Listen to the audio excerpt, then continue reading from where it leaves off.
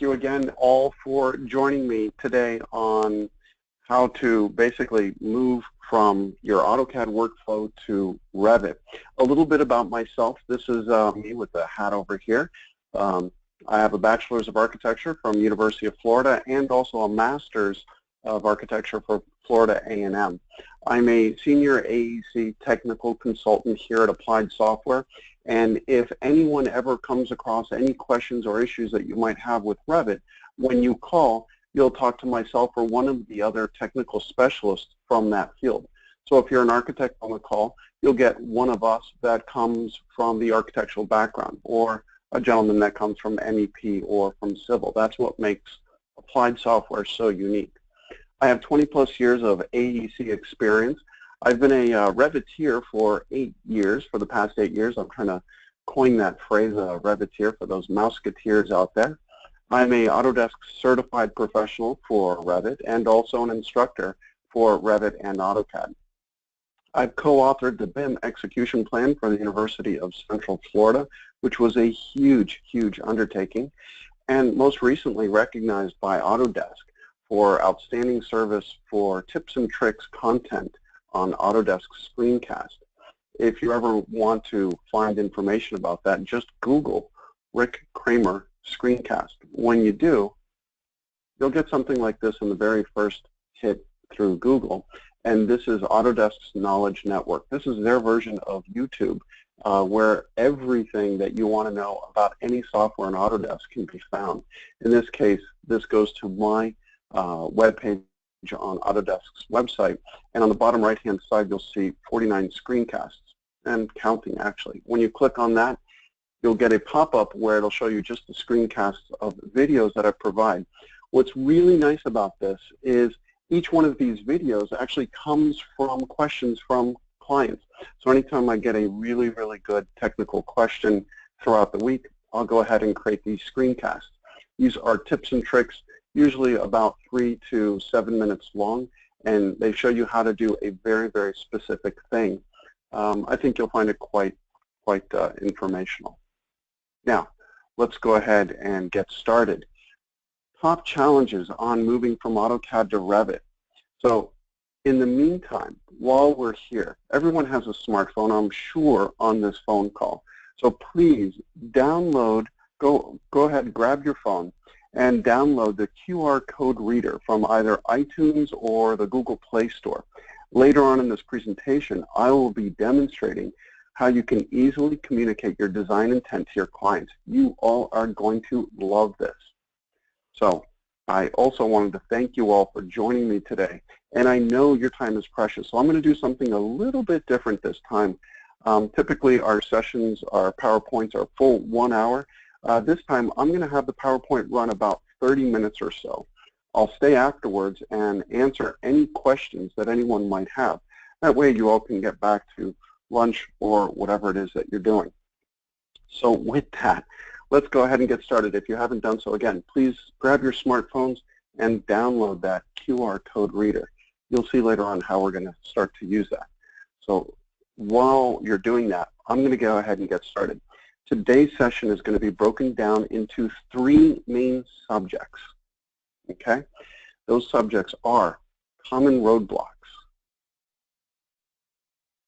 AutoCAD versus Revit, and finally, what do we do next? So those 3 subjects, basically, I'm going to go through in detail and target those things. First, let's start off with common roadblocks. Throughout my 20+ years and the past 8 using Revit, I've come across these common roadblocks time and time again. First is we don't have enough time to learn. Next, our engineers are using AutoCAD. Or we don't create 3D drawings, and it doesn't look like our typical AutoCAD drawings that we produce in-house. And, well, our clients aren't paying extra for us to do BIM. These are all real case scenarios that I hear all the time from our clients. And finally, we only do small projects with quick turnaround times. Now, these top 6, there's plenty more, but these really are my top ones that I hear all the time. So with that, We're going to go through each one of these, and I'm going to show you how we can overcome each one of these. But first, let's go ahead, and I have a poll question. Chris, you can go ahead and bring up that poll question. It's going to be a short little questionnaire. I'd like everyone just to take 30 seconds or so to go ahead and answer them, and Chris will let us know when we're done with the poll.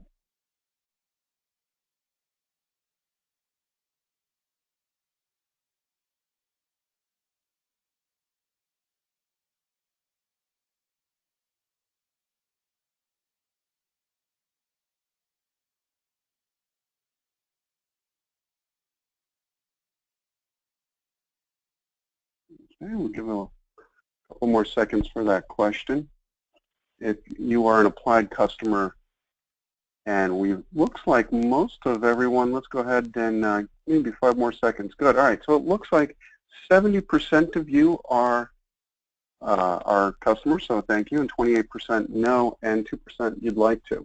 The reason why I'm asking everyone that is one of the reasons we ask that is if there isn't enough time to learn, if you are a applied software customer, there's free learning. That's right. I know the salespeople might not like to hear this, but there's free learning at CAD Learning, ASTICADlearning.com. Now, these are pre-recorded sessions free to you. Now, this isn't for anyone. This is just for applied customers. So these are pre-recorded classes on everything for Autodesk software. Now, it doesn't replace the regular learning, but this is pre-recorded learning. Next is free tips and tricks. I got to tell you, folks, I love free, right? Who doesn't? Over here, we have free tips and tricks as the Autodesk screencast, and those are the kind of things that I provide, as well as other professionals around the globe. And you can just Google Autodesk screencast. Next is live training. This is applied software's live training that myself and my other colleagues provide, and they're usually 3 to 5 half-day sessions. What's nice about this is that they're from 9 to 12:30. That way you all can go back and be productive. You learn for half the day, and then the rest of the day you are on production. So there's always time to learn. And finally, the #1 motivation for you and your company to move to Revit is, ready, drum roll, cash. Yes, money. Everyone loves more money, right? And you're probably asking, okay, Rick, how are we going to get more money by using Revit? Well, the fact of the matter is, by using Revit, your process will improve by producing drawings that are better coordinated, therefore less errors and omissions, less money that the architect has to pay for information that isn't coordinated, and ultimately you're going to get your drawings done faster and more efficiently. If the company is more productive and more profitable, it's easier for the company to pass down that profit to the employees. So that's my #1 motivation for learning Revit. Now, on the left-hand side, you'll see we've struck out not enough time to learn. Now let's talk about engineers that are on AutoCAD. So another roadblock that I've seen is our engineers are on AutoCAD. Well, if you're using Revit, you can still import and export those DWG files. So communication between yourself and the engineers isn't broken. Now, if they're not using Revit, they will be because of the following things, such as live interference reporting, smarter fabrication and coordination, better heating and cooling and lighting analysis, bidirectional structural analysis, accurate material takeoffs, and better collaboration for projects, just to name a few. Engineers are actually the first adopters I've seen using Revit. Next is another roadblock I see as well. We don't really create 3D drawings. Well, let me tell you, it's not about the 3D. Really, Revit is about BIM, building information modeling. And we'll get into that a little bit later on and explore exactly what that means. And 3D really is a byproduct of Revit. So if you're using Revit, 3D is just a byproduct. Next, in AutoCAD, everyone on the call is probably using AutoCAD. And if you can draw lines, arcs, and circles, well, guess what? You can place walls, doors, and windows. The other reason why to move from AutoCAD to Revit is our buildings are getting only more and more complex. why not create real parametric information-rich documents, which means our buildings are getting more complex. Our fee structure hasn't changed. It's still usually 6%, as it has been for years and years and years. We have to coordinate and do more with less money. So with that, why not use software that'll allow us to get that information out of the projects? And finally, another great reason is Revit produces high-quality renderings that are a byproduct of construction documents. What does that mean? So if you've downloaded that QR code reader on your phone, go ahead and open it up for me. In the next slide, I'm going to show you this information that we're going to pass from this medium, this PowerPoint, onto your phone. This, folks, is amazing technology. The rendering that you're seeing here is completely 100% done in Revit. The lighting, the materials, everything is within Revit, no other third-party application. The QR code reader that you see, or the QR code on the bottom left-hand side, go ahead and open up your app on your phone and click on it. When you click on it, it'll open up a link. That's a hyperlink to a website with this gallery. Now take your phone and move it around the space. If you take it and basically go around in a circle, or take your finger and swipe from left to right, you all should be seeing this three-dimensional space.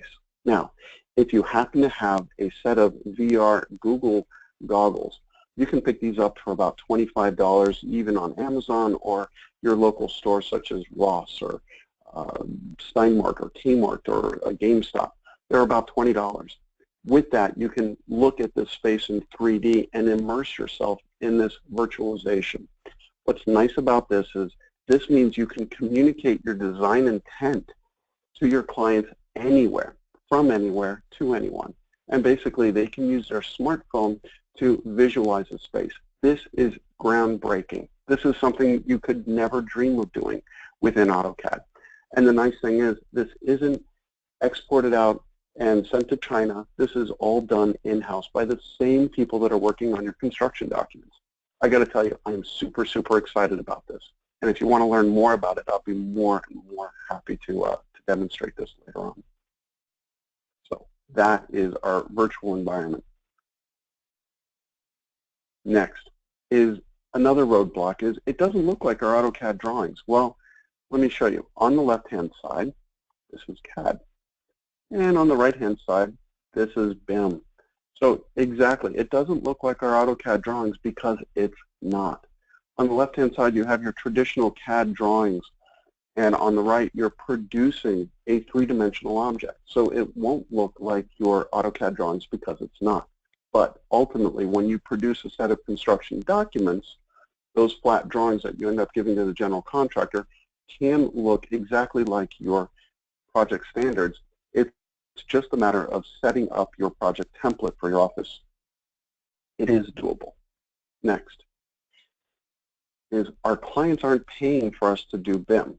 Well, with that, I want you to kind of forget that we're architects, engineers, and designers. Take a moment and remember when you were a kid and you had to mow the yard. In this example, we're not being paid. We're only being paid $10 to mow the yard. It's up to us how to mow it, right? In this case, we could use a tool such as this little hand push edger. This lawnmower here works just fine for doing a small yard. If I want to be a little bit more efficient, I can use a different type of machine that collects the trimmings, or use a different tool that allows me to do it faster and easier. But what happens if it's not a yard? Maybe it's something a little bit larger. I have an acre. Well, then I'll get a tractor. The right tool for the project really makes the difference. You're not getting paid any extra, but the reason why you're going to use the better tool is that you can do it faster, easier, and get more work done. But what if you have a whole, not an acre, but a huge area to do? In this case, Revit is a scalable solution. What that means is that that same mower can turn into a John Deere tractor. The idea here that I have to get into your heads is that Revit allows you to use the right tools for the right size project. Now, let's talk about we only do small projects. A lot of times I hear architects tell me, well, we only do small projects with quick turnaround. Here, for example, is an actual project that we worked on with a residential architect. This one small house was all done in Revit with very, very quick turnarounds. What's nice about this, it's one model with information. Now, let's say you're a commercial architect. Those same small projects could be something like this. This was an actual project that I worked on here in Fort Lauderdale, where this project was done and completed by 3 people, myself and 2 others on this project. So only doing small projects, medium or large, is irrelevant because it is the same process, and Revit and that allows you to do workflows and analysis and coordination much easier. All right. Finally, let's go on to the next subject, AutoCAD versus Revit. So let's talk about AutoCAD for a moment. Everyone on the phone call probably knows what AutoCAD is. On the left-hand side, it stands for Computer-Aided Drafting. And it replaced the pencil and T-square, and it draws lines, arcs, and circles. It's flat. There's no 3D elements, but it could be sculptural. You could extrude information and create this 3D-esque kind of thing, but ultimately has no information. Revit, on the other hand, on the right-hand side, stands for Revise Instantly. And instead of drawing lines, arcs, and circles, it replaces it with a library of content of information. That's walls, doors, windows, parametric designs that are changeable and information-rich. So with that, I have another question for everyone. Just for a moment, open up that poll question if you don't mind, Chris, and let's see our next question. Are you currently using AutoCAD, Revit, or both? Awesome. Looks like we're getting a good, strong, almost 50-50, AutoCAD and Revit, or just straight AutoCAD. Looks like some of you are just using Revit. That's awesome. We've got a couple more seconds here.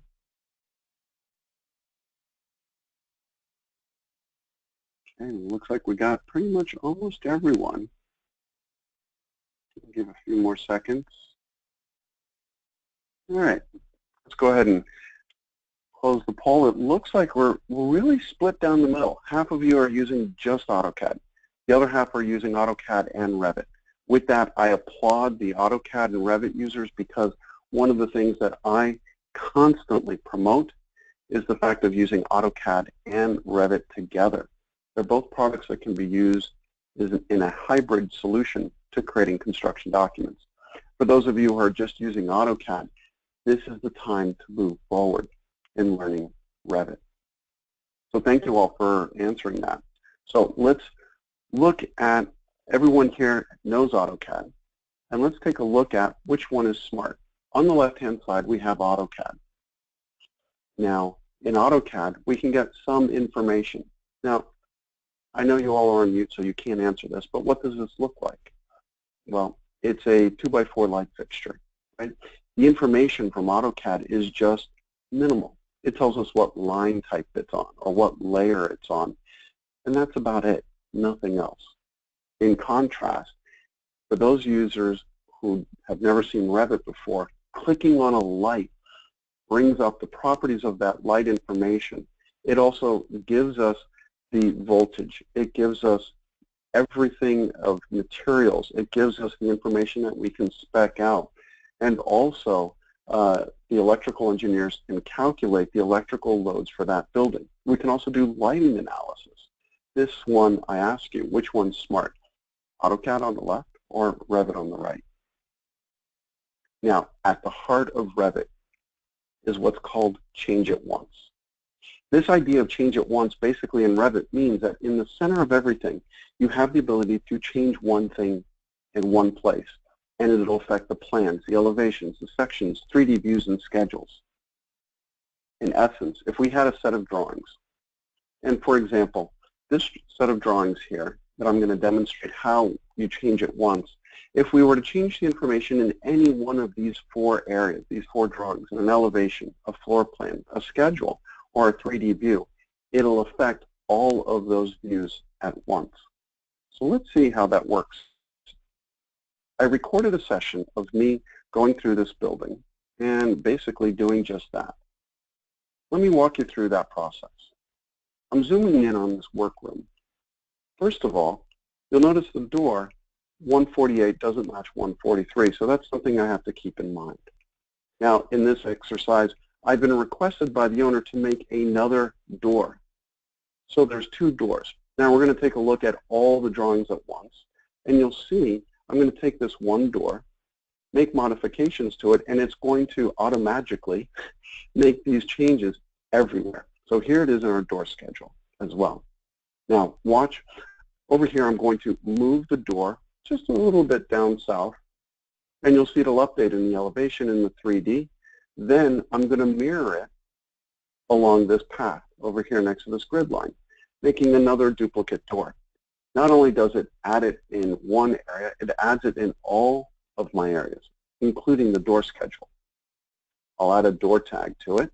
You'll notice it's door tag number 152, and the information is built into the door itself, so I don't have to guess what door number that is. But wait a minute, I don't want that to be a door, single FL door. I'm going to change it to be a different type of door. From the door schedule, I can swap it out to be a different type of door, and automatically it'll change it in elevation. Here in the schedule, I'll change the number to be 143, and it'll update in the elevation. Also, it'll also update in the floor plan view. I'll update the information now in the floor plan view to 143B. So we have 143 and 143B. That information shows up not only in the floor plan, but in the door tag, as well as in our schedule. And over here, lastly, I'm going to go ahead and swap that door style out to be a different type of door. So you can see here, just by changing information in one area, I have the ability to basically change it everywhere, from elevation, 3D, to the design schedule. This, folks, is the power of Revit. Now, next thing is, what do we do next? Finally, the last 3 topic thing. What do we do next? Over here, you can go ahead and download a free 30-day trial of Revit. Go ahead and Google Revit 2017 Autodesk, and you can download a free working set of drawings tools, such as Revit. Try it out. And if you're an ASTI customer, reach out to us and see how you can get free CAD learning lessons using Revit. Then reach out to your salesperson and invite us to come do a company assessment. This is one of the things that I do all the time. I go to companies and basically, with your permission, I basically go through and we interview. I interview everyone in the office to understand your workflow and provide you a company assessment and a roadmap on how to make that transition from AutoCAD to Revit. But if those of you who are already using Revit want to learn more, I can also help you promote better practices using Revit. Next is get trained. And ultimately, finally, what to do next is work smarter, not harder. So with that, let's go ahead and jump right into the Revit demonstration. So also keep in mind, if you have any questions, feel free to go through and ask them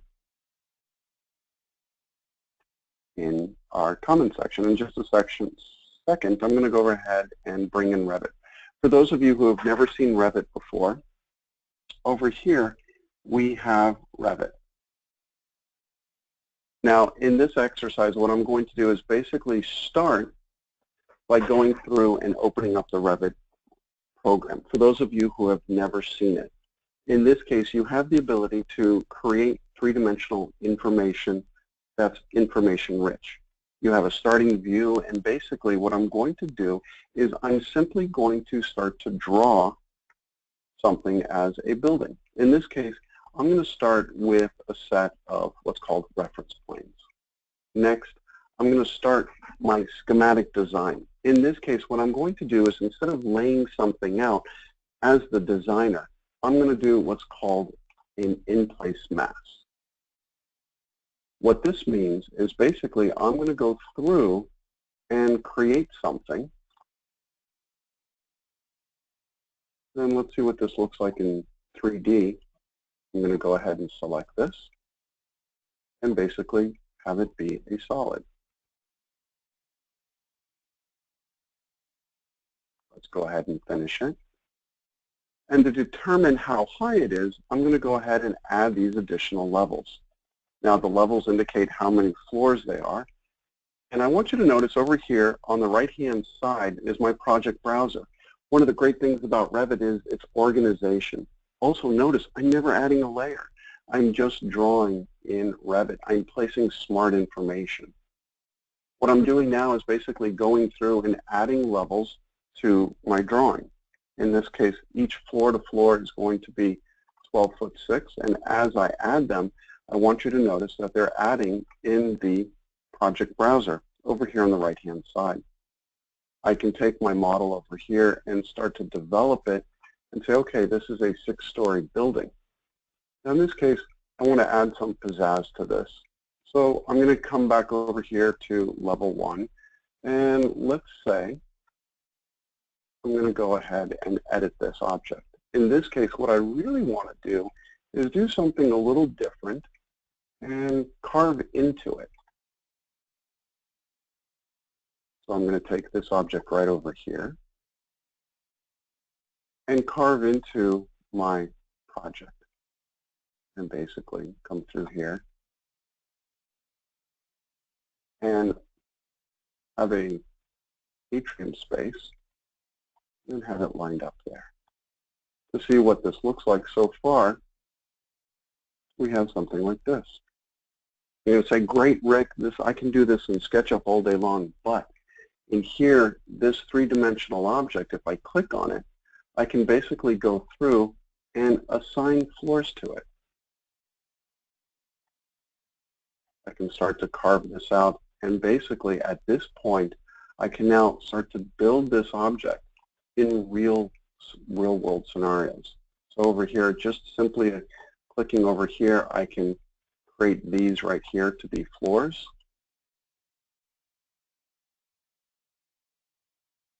Select this one here. And tell this to be a floor as well. Massing, floors. Next, I'll go into making this a curtain wall system and tell that to be a curtain wall system. As you can see, it's very, very easy to go through and add information to this. Over here, this will be solid walls. And basically over here, let's say I'll have the sides be a curtain wall system as well on both of these sides. Ultimately, let's add a roof.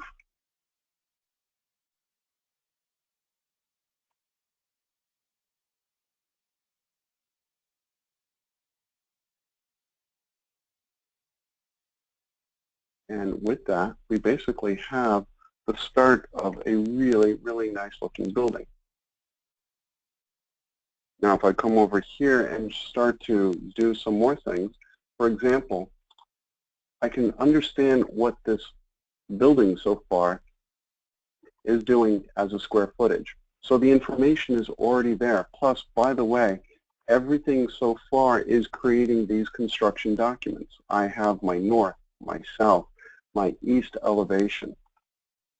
Let's try to get some further information from this. So for example, I can calculate my square footage simply by adding an area schedule. So for example, I'll go over here to schedules and add a schedule. In this case, it's going to be a floor schedule. And let's say I just want levels and area. And I want my areas to show a grand total. Automatically, this tells me that my building footprint is 8,530 square feet, and I can find out exactly what my square footage, my footprint is for that building. If there's any changes to the building, it happens dynamically. But also, if I want to explore what this will look like in section, I can simply come over here and drop in a section. When I drop in a section, it adds the section over here in my browser, and I can start to develop my section. But wait, how about if I want to explore and see what this looks like in 3D? I can simply come over here to the view, add a camera, and basically go over here and show our client what this looks like. Now, because it's schematic design, one of the things that I can also do within Revit is make this appear to be like a sketch. Simply by changing some of the settings over here, I can come over here and basically give it a background.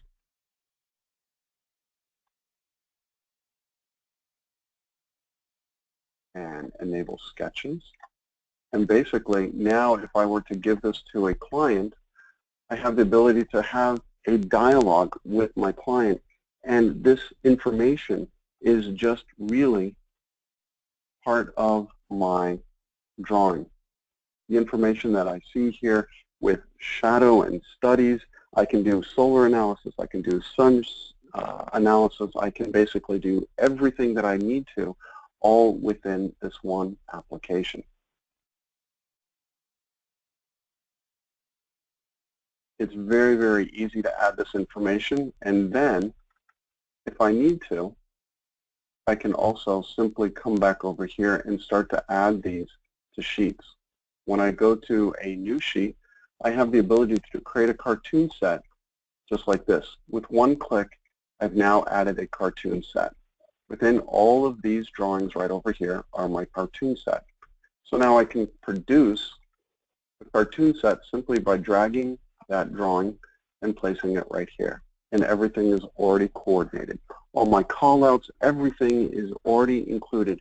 And you'll notice not once did I ever bring in any layers. Now, that is powerful.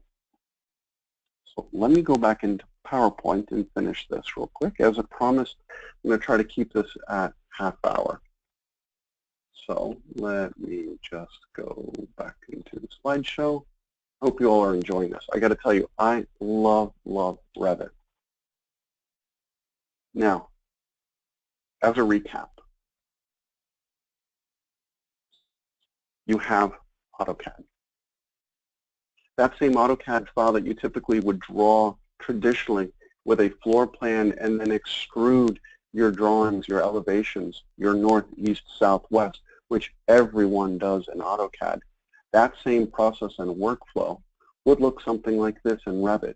That same project is done by creating one floor plan, and it creates the elevations for us automatically. It creates the room schedule.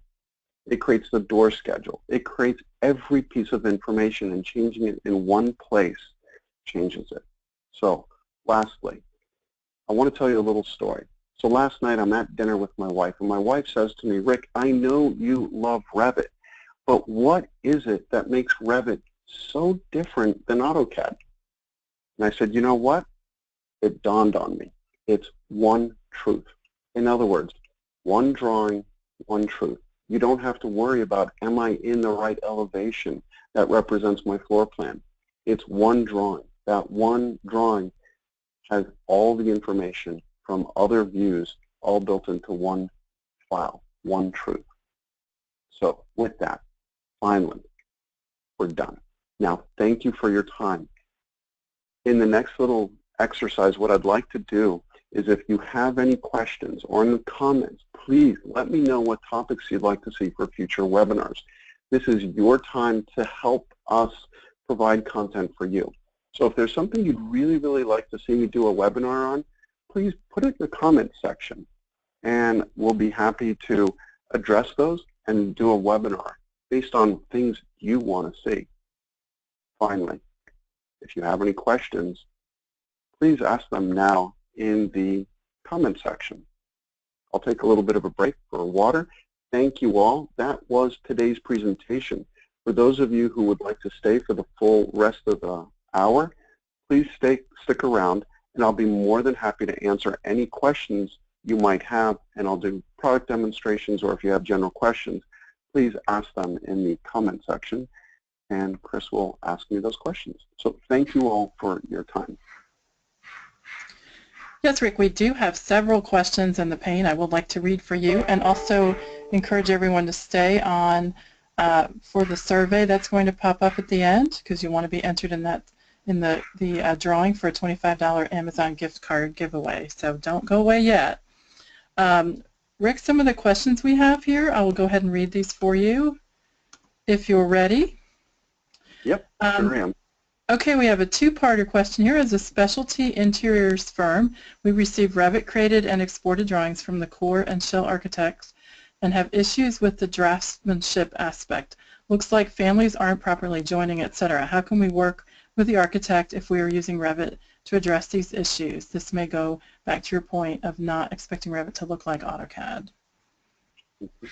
That's a great question. So basically, it boils down to, there's a friend of mine who says garbage in, garbage out in AutoCAD, and the same applies in Revit.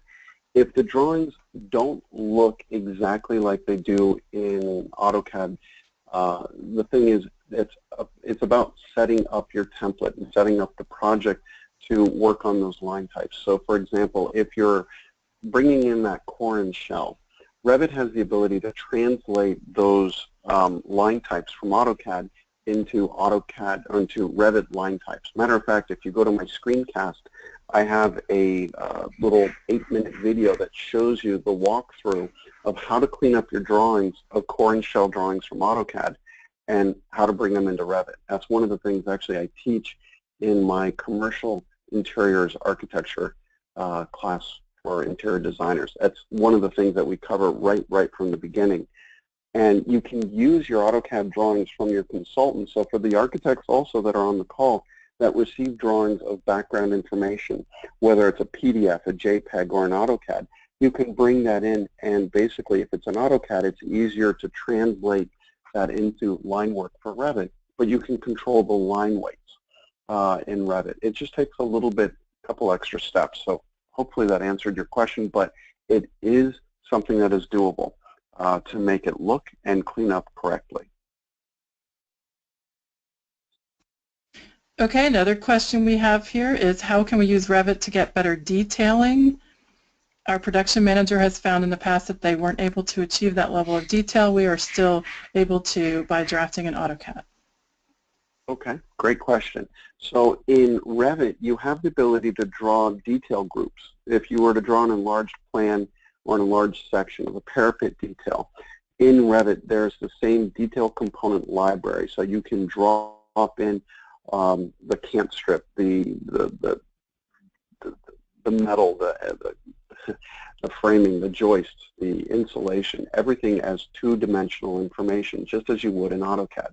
So you can create these views of enlarged details using Revit information, basically dropping in that information.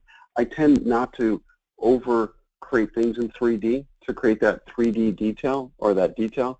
The detail, blown-up detail, let's say at 3/4 inch, 3/4 equals an inch, that information for that view, for that detail, is just line work. So you can actually use your CAD details, and there's a screencast that I have for that as well. Basically, the quick answer is you're going to W block out each one of your details if you want within AutoCAD. There's a process in which I show in the screencast that enables you to take your AutoCAD details and bring them into drafting views into Revit. So you can have that high accurate level of detail for information that you want to bring in from AutoCAD details that you would have from many projects. Great question, though. Okay, another one. Are there MEP standard menus and or families available for the initial change into Revit? Yes, there is. Now, what I demonstrated was just Revit itself, Revit architecture. When you purchase Revit, what we consider to be just Revit, or we call Revit one box, mechanical, electrical, plumbing, and structure are two separate tabs. So you have MEP on one tab and structure on the other. This gives you the ability to drop in information that is specific for your needs. What's really nice about both of these systems, especially the structural systems, it has all the structural catalogs that are known across the United States.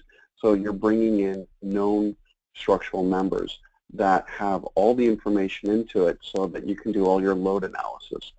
For MEP, the same thing occurs. When you drop in your ductwork, For example, the ductwork can be used for fabrication purposes. So if your sub is savvy enough using Revit, they can use your ductwork to help them generate fab drawings for ductwork. So yes, there are specific families. And matter of fact, there's free content for both architecture, MEP, and structure in Revit. So if you don't have enough families, manufacturers give away their content for free so that it'll be in Revit. Just go to Seek Autodesk, Google AutoDeskSeek.com. That's SEEK.com. Recently, it changed to a different name, but it'll point you to the right direction, and you can download hundreds and hundreds of free Revit and AutoCAD content and cut sheets for your specs. I think you may have answered this next question with that last response, but the question is, are there wall library stock for most common objects? Oh yeah, yeah, and basically go back to that and you'll be able to get both of that information. AutoDeskSeek.com. Okay. There are still quite a few questions. Awesome. What do you think about the virtual Revit modeling where you can put the Oculus on the Oculus and make changes to the model? So the person who's asking about that you're talking about cutting edge technology. The Oculus Rift is that virtual reality headset. Unlike the Google goggles that uses your phone's technology, Oculus Rift is a $1,500 to $2,000 or more different type of environment where you can basically go through and make these changes and visualize and actually walk through and point to things.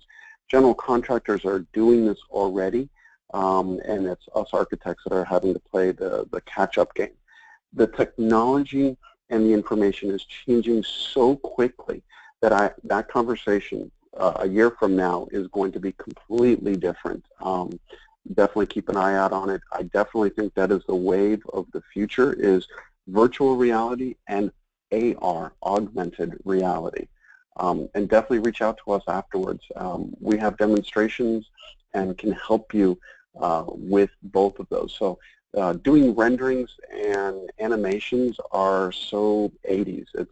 It's technology that everyone else has seen. But if you really want to make a wow, have that wow factor in presentations and communicate your design intent to your customers, Oculus Rift or basically the VR headsets that are built into the stereo panoramics in Revit. Good questions. Okay, another question. Is Autodesk going to make Revit backward compatible? This is a huge roadblock to adoption for our business. It's not, but I'll tell you one of the things that it shouldn't be a huge roadblock, and here's the reason why. If you are working in, let's say, current Revit 2017, as a current Autodesk subscription member, you have the ability to have Autodesk 2017 and 3 versions back for not a penny extra.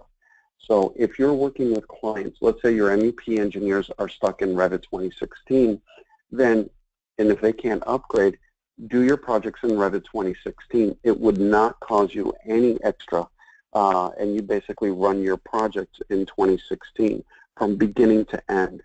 So it shouldn't be a roadblock, and whoever asked that question, if you have questions, feel free to actually reach out to us at Applied, and we can have more in-depth conversations with anyone regarding your questions, and we can have a further conversation to expand on it. But it shouldn't be a problem.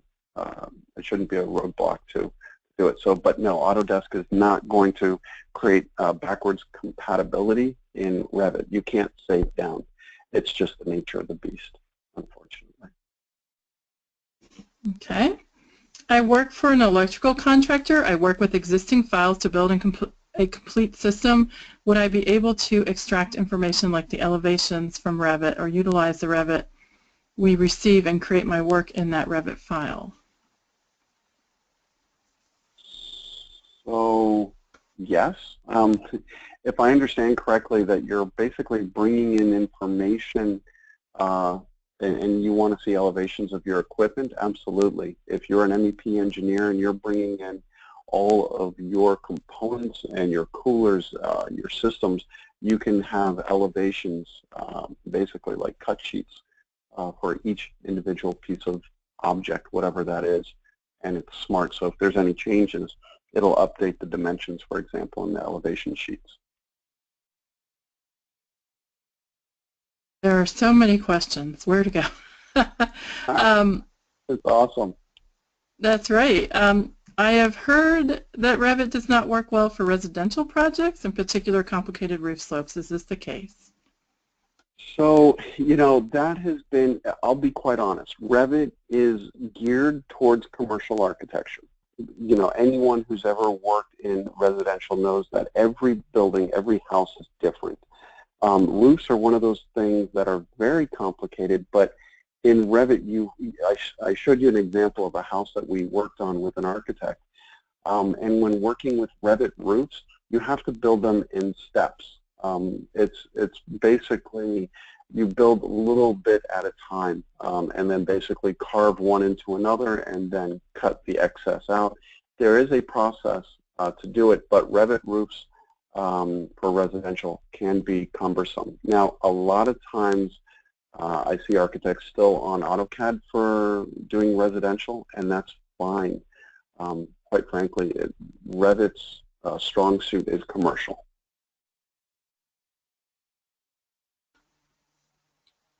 Okay, I'm trying to find another one. There's so many here. This is not directly related. Can you recommend any good free resources for millwork, casework families? Typically, we end up having to either waste time modeling cabinets, custom cabinets and shelving, or just use detail lines and elevations.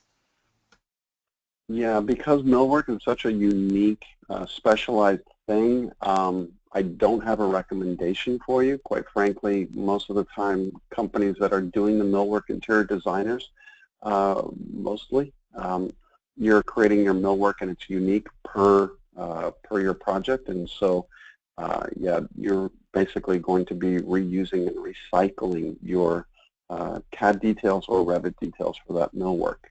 I haven't seen, quite frankly, a third-party application that works well for that yet.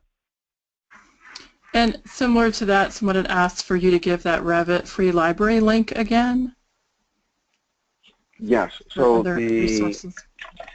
Right. So what you want to do is search on on Google. Just do Autodesk seek.com,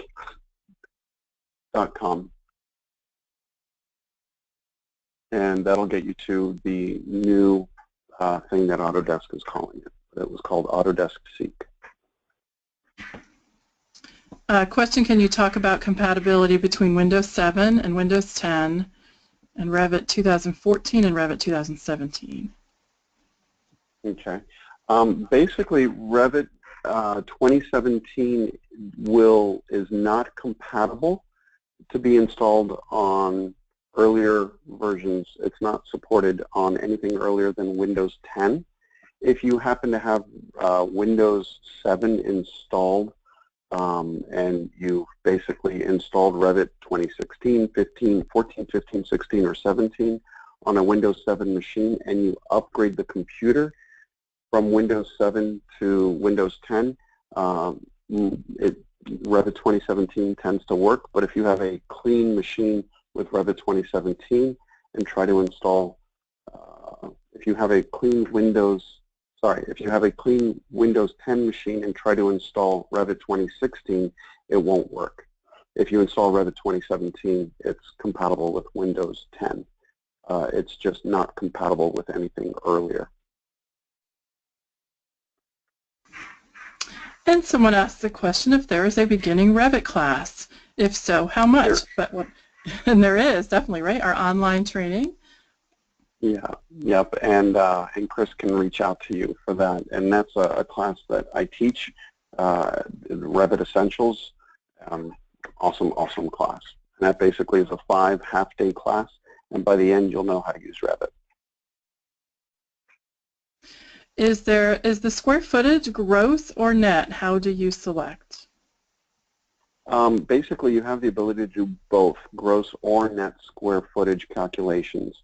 That's usually for BOMA calculations. You can do both in Revit. And so you basically have that ability to do either what's called gross or rentable. That's what they call it in Revit.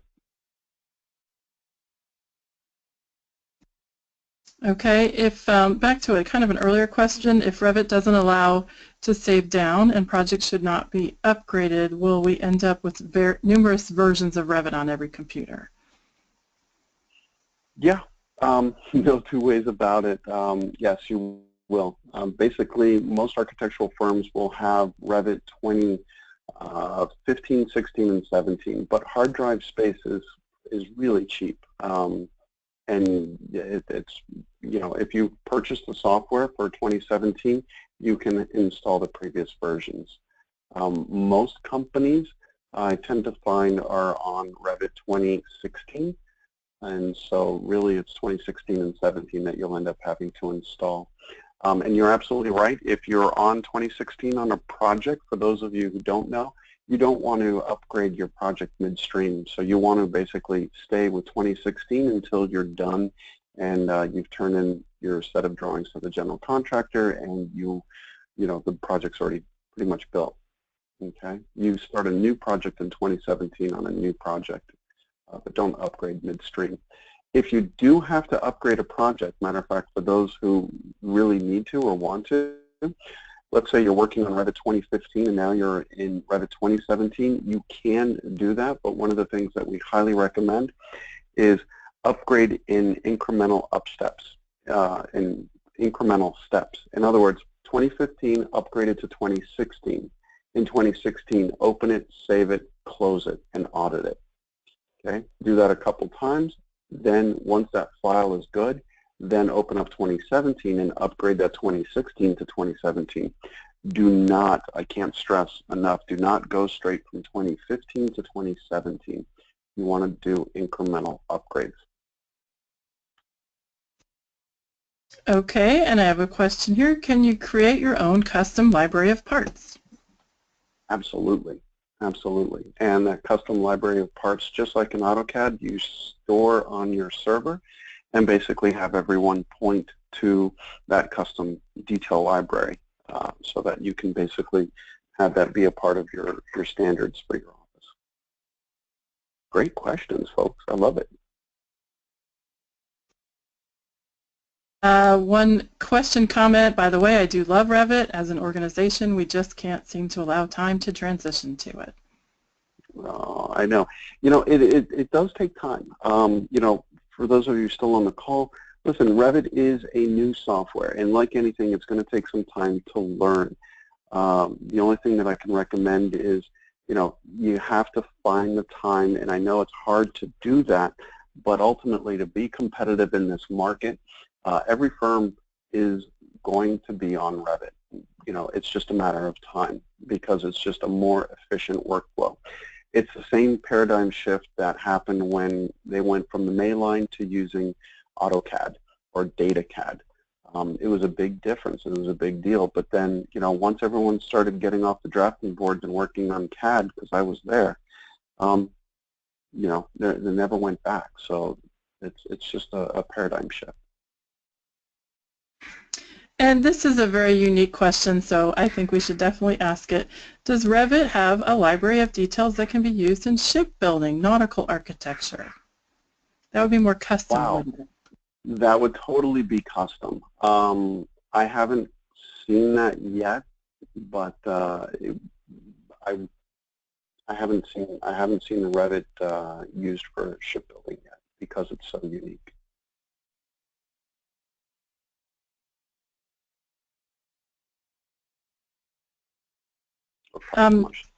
Somebody asked a question on how we get access to the lessons if they are an ASTI customer. That is obviously access to CAD learning. So we would just ask you to reach out to your salesperson and we can make sure you get access to CAD learning for your company as a applied software customer. Yep, and you'll love it. I'll tell you, for those who just Google stuff on YouTube and you get like stupid videos and just things that aren't correct, because anyone can post information out there. CAD learning actually is really, really nice. And the fact that they have, like usually I think our library for AutoCAD or even Revit are 10 hours worth of videos. You can also use that for testing. So for example, for those principals that are on the call, you can use CAD learning. There's exercises in there that'll allow you to test, let's say, someone applying for a job, to basically see how knowledgeable they are in a subject, whether that be AutoCAD or Revit.